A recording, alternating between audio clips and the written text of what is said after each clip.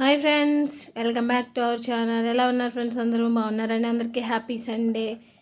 ఇక్కడ ఈరోజు Sunday morning అయితే నేను మా పిల్లల కోసం అయితే మార్నింగ్ బ్రేక్ఫాస్ట్ కింద అయితే గార్లును చికెన్ కర్రీ అనేది ప్రిపేర్ చేశానండి. ఇదైతే నేను ఒక గ్లాస్ పప్పు అయితే నానబెట్టుకున్నాను. అంటే మామూలు మినపప్పు తొక్కపప్పు అయితే బాగుంటుంది కదండి గార్లికి, అందుకని అదైతే తీసుకున్నాను.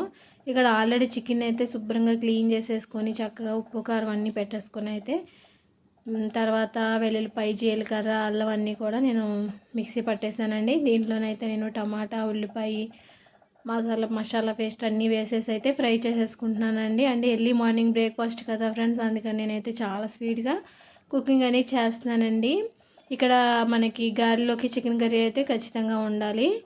అందుకని నేనైతే ఇక్కడ ఉల్లిపాయలు అనేది మనకి మగ్గిన తర్వాత ఇక్కడ చికెన్ కూడా యాడ్ చేసేసుకున్నాను. ఆల్రెడీ నేను చికెన్ మ్యాగ్నేట్ చేసి పక్కన పెట్టుకున్నాను కాబట్టి మనం చికెన్ వేసిన తర్వాత ఒకసారి అయితే కలుపుకొని చికెన్ ప్రాసెస్ అనేది ఇక్కడ మనకి వాటర్ అంతా మనం చికెన్ వేయగానే చికెన్లో నుంచి వచ్చే వాటర్ అనేది ఉంటుంది కదా ఫ్రెండ్స్, దీన్ని మనం అయితే కాసేపు మూత పెట్టేసుకుందామండి చికెన్ మగ్గేంత వరకు కూడాని. ఈ లోపు అయితే ఇక్కడ నేను పప్పు అనేది కడిగేసుకున్నాను. చూసారండి చక్కగా చికెన్లో నుంచి వాటర్ అనేది ఎలా వచ్చిందో ఫ్రెండ్స్ మనకి.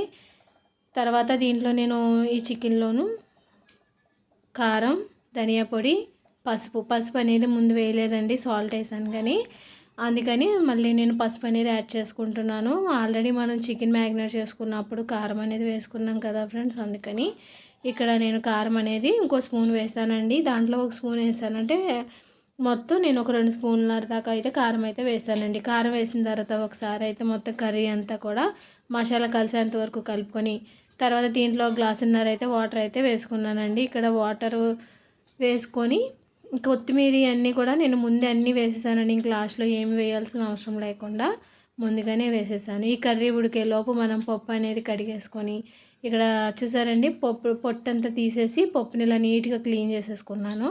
తర్వాత ఇక్కడ నేను అనేది మిక్సీ పడుతున్నానండి. కొంతమంది మిక్సీ పడతారు, కొంతమంది గ్రైండర్ కూడా చేసుకుంటారు, కానీ నేనైతే క్వాంటిటీ తక్కువ కాబట్టి ఇక్కడ నేను మిక్సీ అయితే పట్టుకుంటున్నానండి. మీకు కావాలంటే గ్రైండర్లో కూడా వేసుకోవచ్చు. మిక్సీ అయినా గ్రైండర్ అయినా మనకి వడలు అనేది చాలా బాగా వస్తాయండి. ఇక్కడ నేను మిక్సీలోకి మొత్తం పప్పు అంతా కూడా తీసేసుకున్నాను.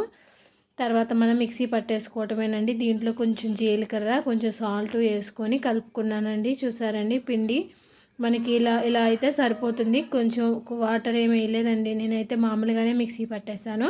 మీరు కావాలితే బరగగా కూడా మిక్సీ పట్టుకోవచ్చు, కానీ ఇలా అలా కాకుండా